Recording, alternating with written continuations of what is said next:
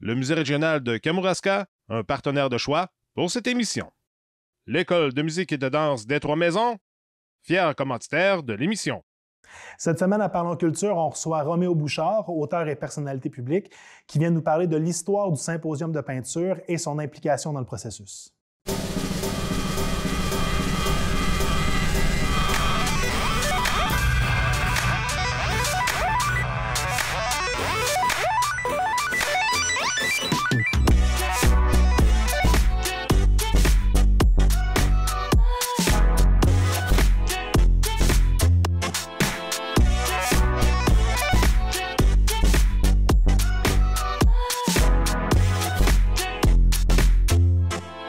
Roméo Bouchard, bonjour. Bonjour. Ça va bien? Oui.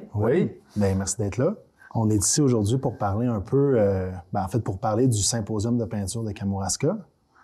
Mais on parlait un peu avant l'émission, puis là, tu m'as expliqué que c'était pas juste le symposium de peinture. Ouais. C'est un peu un grand tout, si je comprends bien, là, tout ça. Oui, le symposium de peinture, comme le Théâtre des Prés à l'époque, comme les kayaks et tout ça, c'est quelque chose qui, à Saint-Germain, où j'étais, moi, c'est quelque chose qui est arrivé dans un contexte où tout le Kamouraska était en train d'essayer de se réveiller culturellement, tu sais. Okay. Il y a eu d'ailleurs une grande opération qui a un peu chapeauté tout ça à l'époque, qui s'appelait Héritage Kamouraska. Okay. Puis c'était quoi exactement ça? Michael Schmutt, qui est de la Pocatière à l'époque, qui avait élaboré une sorte de projet de positionnement du Kamouraska touristique, mais à partir du patrimoine très riche, historique, culturel qu'il y a au Kamouraska. Okay. Et nous, à Saint-Germain, en même temps, on faisait déjà un travail depuis un bon bout de temps. Moi, j'ai fait un petit journal à la main là, pendant 10 ans, okay. Où je faisais des reportages sur les gens, sur les fermes, sur l'histoire de la région. Donc, il s'était déjà créé une sorte d'appartenance à Saint-Germain. Et quand le CLSC a décidé d'aider les paroisses les plus en difficulté, les plus petites paroisses dans le Kamouraska qui risquaient presque de fermer parce qu'ils perdaient leur magasin, leur épicerie, leur école et tout ça. À Saint-Germain, on avait déjà perdu l'école depuis longtemps, tu sais. Ouais. Et on a eu un des animateurs du CLSC qui est venu nous aider à former un comité de développement, mais là, un développement local qu'on appelait, c'est-à-dire à partir des ressources qu'on avait, pas attendre là, que des projets du gouvernement ou des projets de compagnie. C'est un peu de s'organiser entre vous avec ce qui existait déjà. Oui, c'est ça. On appelait ça le développement endogène. OK. À partir des ressources qu'on a, nous autres mêmes. OK. Et très tôt, dans ce comité-là, à Saint-Germain, on s'est rendu compte qu'il fallait analyser mieux les ressources de Saint-Germain, du village. Comme d'ailleurs, en même temps, les autres villages qui faisaient un comité de développement, ont fait eux autres aussi. Kamouraska, à l'époque, Saint-Joseph, Saint-André, on était 4 villages qui avaient ça. Et on a fait à Saint-Germain un vrai sondage sociologique sur la paroisse. C'était relativement facile parce qu'il y a 100 maisons, il y a 100... Alors, on a amené les questionnaires à la main, comme ça, dans chaque maison, puis on les a ramassés, puis on a fait analyser par le cégep de la Pocatière, qui avait déjà là, des débuts d'informatique. Oui. De sorte qu'on a eu un tableau très, très précis de la paroisse, qui n'était pas... Souvent, quand les gens se demandent dans un village... Qu'est-ce qu'on pourrait faire? Oui. On radote, hein? On radote. Ah, c'est toujours les mêmes, puis on a les... Et là, on s'est trouvé devant un portrait du village qu'on connaissait pas. T'sais. Vous étiez capable de savoir exactement qui voulait quoi ou qui faisait quoi, si je comprends bien. Exactement. Puis on a découvert qu'il y avait beaucoup de nouveaux, de gens de l'extérieur. Donc, si on voulait faire un développement, il fallait absolument mixer tout ce monde-là, toutes ces ressources-là, les gens qui venaient de l'extérieur avaient souvent des ressources beaucoup plus, des gens plus instruits, donc ils pouvaient contribuer. Et quand on a demandé aux gens quels sont les points forts sur lesquels on peut compter pour se développer, oui. Quels sont les points faibles, le point fort, les gens ont dit à Saint-Germain, notre point fort pour se développer, c'est c'est la place. C'est notre site. Le paysage, dans le fond. Le paysage, la situation où on est, le fait qu'on ait un petit village tranquille, que les gens qui travaillent à l'extérieur, alentour, peuvent avoir le goût de venir s'installer. Et là, on a commencé à bâtir un plan de développement à partir de ça. On a dit, les gens ont dit, c'est notre ressource, c'est Saint-Germain. C'est ça, c'est la place. Et c'est là qu'est sorti le slogan qui a dirigé tout. Saint-Germain, c'est beau. Parce qu'à un moment donné, on a fait un concours de photographie et il y a un enfant qui a inventé ça. Saint-Germain, c'est beau. Alors, c'était pas très évident parce qu'à côté de Kamouraska, Saint-Germain, là, c'était pas grand-chose, tu sais. Mais en le disant, puis en le mettant partout sur les affiches et tout ça, ça finit par être vrai. C'est ça. Les gens ont fini par dire « Oui, c'est vrai que c'est beau. » tu sais. Oui. Et là, dire « OK, on va faire ça. » Et une des choses qu'on a décidé de faire pour mettre en valeur le site, c'est le symposium de peinture. OK. Puis, alors, comme tu vois, c'est une longue démarche. Hein? C'est ça. C'était pas juste de dire on se fait un symposium de peinture. Non, c'est ça. Puis, surtout que la peinture sur la rive sud, la peinture, elle s'est développée au Québec, surtout sur la rive nord, hein? Charlevoix, les Laurentides, dans les montagnes. Alors, c'était très audacieux parce que c'est un élément culturel, la peinture, qui n'est pas évident pour tout le monde. Tu sais, il y a des choses, la musique, c'est peut-être plus facile, mais la peinture, là, ça fait un peu spécial, tu sais. Mais quand les peintres ont débarqué à Saint-Germain, puis ont commencé partout dans les chemins, dans la rue principale, à s'installer, puis à peindre, puis là, les gens voyaient apparaître leurs maisons, leurs arbres, leurs fleuves sur ça. D'un point de vue qu'eux, peut-être, n'avaient pas aussi. Tu sais, le premier jour du symposium, il y a un peintre qui s'est installé devant l'église, dehors. Il s'est mis à peindre la place. Et il y avait un vieux monsieur qui restait dans une nouvelle maison pour personnes âgées qu'on avait. C'était un des projets qu'on a fait, le comité de développement, faire une maison pour personnes âgées dans Saint-Germain. Là, il s'est arrêté, puis il l'a regardé peindre, puis voir apparaître l'église, le presbytère, tout ça. Et là, à la fin, il a dit au peintre, il dit « J'ai jamais rien vu d'aussi beau. » Puis il vivait à Saint-Germain sûrement depuis toute sa vie. Depuis, il a passé sa vie, là, tu sais. Alors, c'est comme ça que, tu sais, là, le symposium de peinture, ça a introduit cette expression-là. Après ça, dans les écoles, les enfants sont mis à peindre. Les gens hébergeaient les peintres et les peintres donnaient des peintures pour les remercier. Alors, les gens ont mis des belles peintures dans leur maison. Ça a été énorme. Puis en même temps, bien, il s'est développé. On a eu le Théâtre des Prés pendant 5 ans. On a fait un théâtre d'été. Il y en avait très peu dans la région à l'époque. Oui. Et puis, il y a eu... C'est que le concept qu'on avait élaboré comme projet de développement, c'était Saint-Germain, village de nature et de culture. OK. De nature. Qui était un peu à l'image des villages de Charlevoix, ou des villages des Laurentides. Mais ça s'est concrétisé. Et le côté nature, on en parle moins maintenant, c'est moins connu, mais tu sais, comme les kayaks, c'est nous qui avons parti ça à Saint-Germain. Il y avait quelqu'un qui aimait les kayaks, puis il est parti a organisé tout un club de kayak.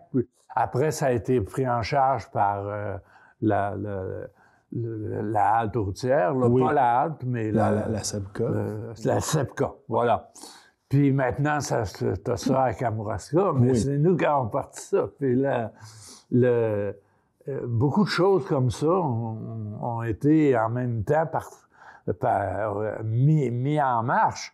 Et finalement, le symposium a été obligé de déménager, pas de déménager complètement, le centre est resté à Saint-Germain, mais de s'étendre à Kamouraska parce qu'on n'avait plus assez de place à Saint-Germain. C'est un beau problème. Même en utilisant l'église, parce qu'on était un des premiers groupes qui a utilisé l'église pour une activité culturelle. Tu sais.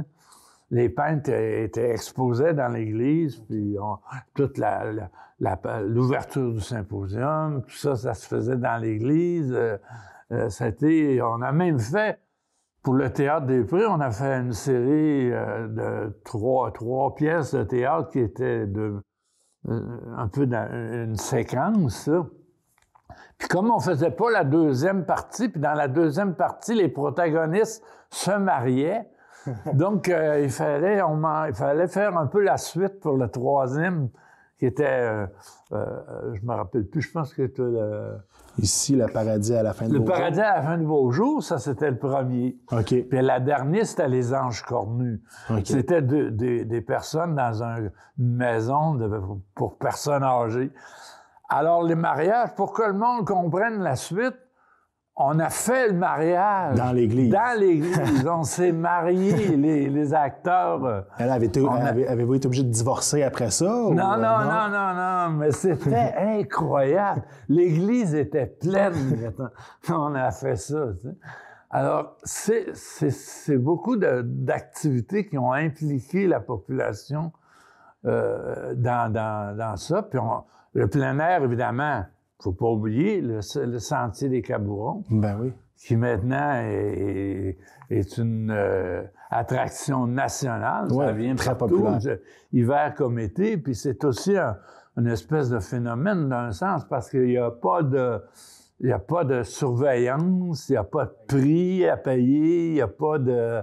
Et les gens respectent le milieu assez bien. Il y a des fois des petits écarts, mais en général, parce que la fréquentation est énorme, de sorte que c'est assez délicat pour ne pas détériorer le milieu naturel très fragile qu'il y a sur la montagne. Tu sais. Oui, mais aujourd'hui, le symposium...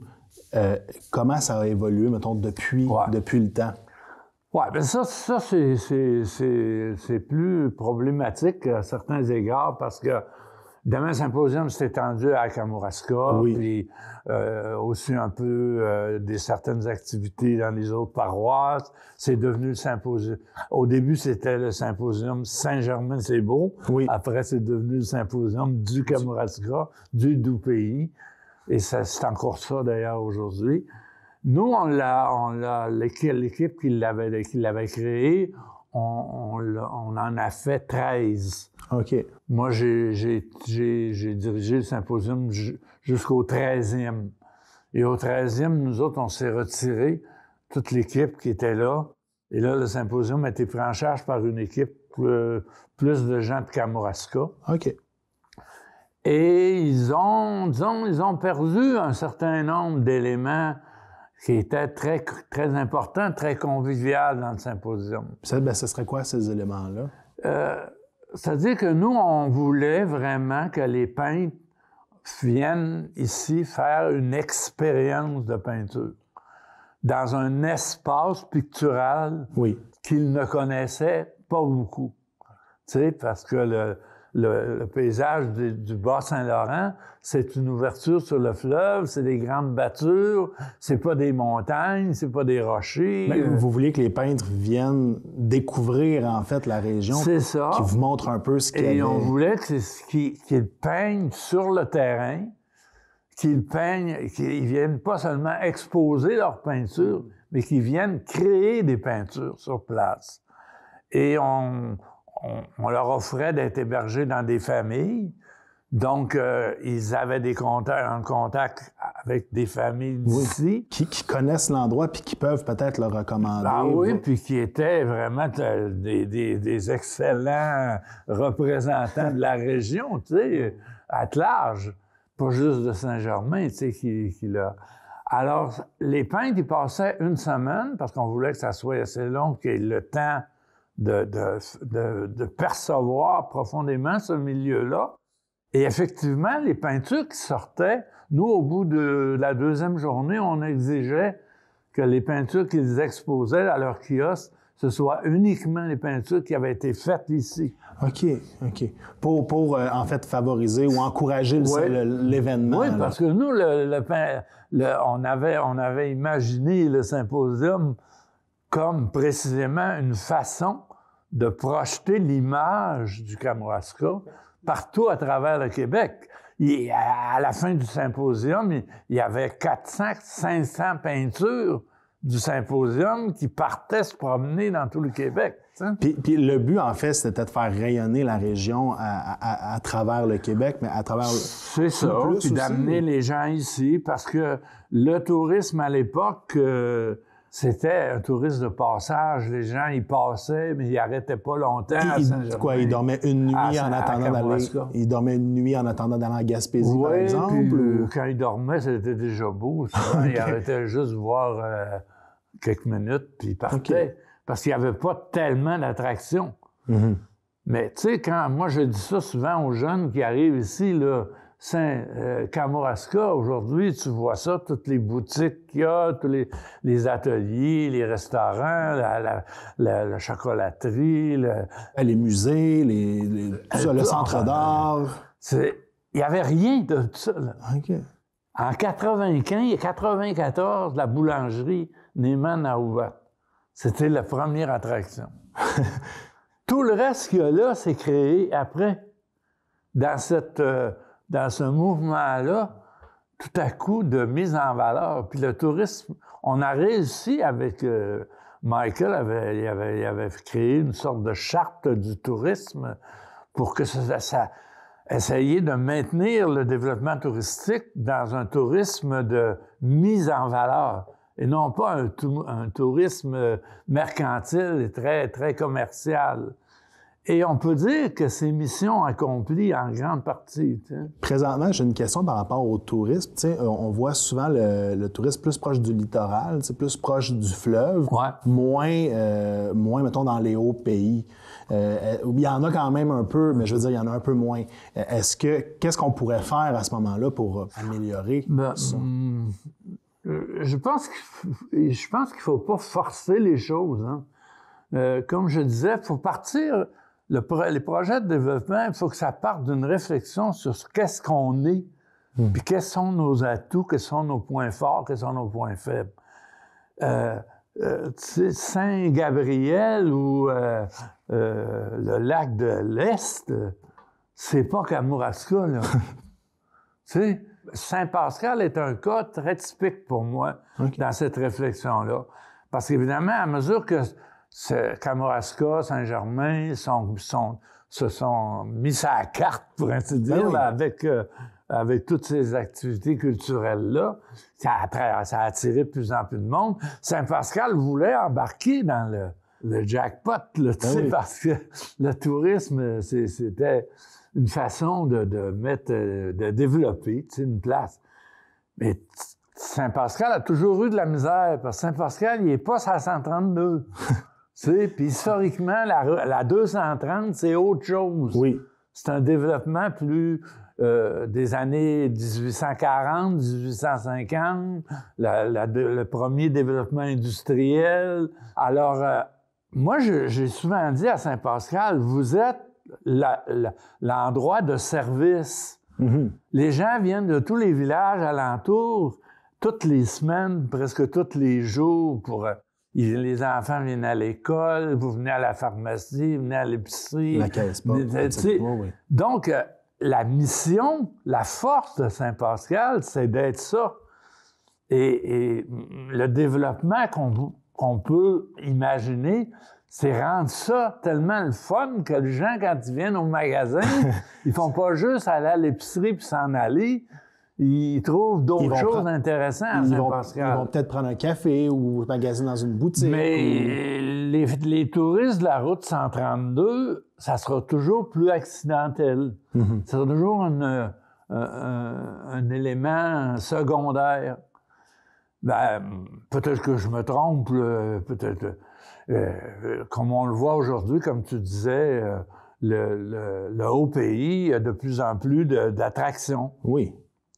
Il faut des attractions, mais des attractions réelles, basées sur la réalité, pas juste sur des espèces de trucs pour attraper les touristes. Il faut que ça soit vraiment une mise en valeur de quelque chose de réel puis d'intéressant qu'on offre, qu'on est unique. On est les seuls à avoir. T'sais. Puis si on en revient un peu à tout ce mouvement-là qu'il y a eu dans les années 90 au Symposium et tout ça, aujourd'hui, qu'est-ce qu'on veut se souvenir? Qu'est-ce qu'on doit retenir de tout ça, en fait? Comment si on avait à en parler, là, ça a été quoi la plus grande avancée ou qu'est-ce qu'on doit en retenir? Ben, je pense que c'est un énorme succès. C'est une véritable renaissance culturelle. Il y a un potentiel, il y avait une ressource patrimoniale énorme au Kamouraska, tant en patrimoine physique, les paysages, le fleuve. Tu sais, on a redécouvert le fleuve, là. Et puis, ensuite, c'est qu'on a réussi, comme je le disais tantôt, à maintenir cette affluence-là de gens qui viennent dans une mise en valeur et non pas juste un tourisme commercial. Oui. Parce que c'est très dangereux. La ligne est fragile entre le tourisme qu'on voit, par exemple, à Percé, tu sais, où là, on est vraiment on n'est même plus capable d'arrêter 5 minutes à Percé sans être obligé de payer un stationnement de 20 $, tu sais. Mais le danger est toujours là. Puis c'est sûr que Kamouraska a développé un mode de tourisme qui est de haute gamme. Oui. Donc, c'est cher. Moi, je dis, en autant que le produit est vraiment de haute gamme. Puis qui met en valeur la région aussi. C'est bon qu'il y ait au moins un endroit dans la région où il y a de la qualité supérieure, tu sais. Oui.